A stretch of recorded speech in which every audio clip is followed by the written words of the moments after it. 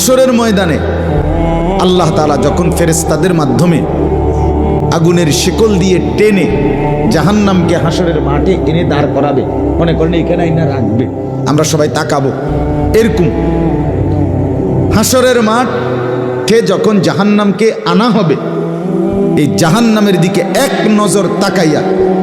হাসরের ময়দানের সমস্ত নাফরমান পাপী বেঈমান আবারও বলবে আল্লাহর কাছে, রব্বানা আখিরনা ইলা আজালিন করিব, আল্লাহ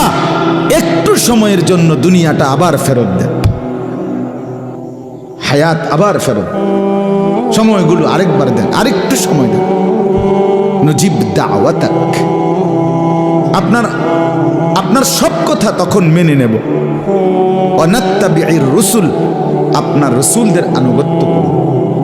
আল্লাহ বলবেন না, না বান্দা, এখান থেকে কাউকে আর ফেরত দেওয়া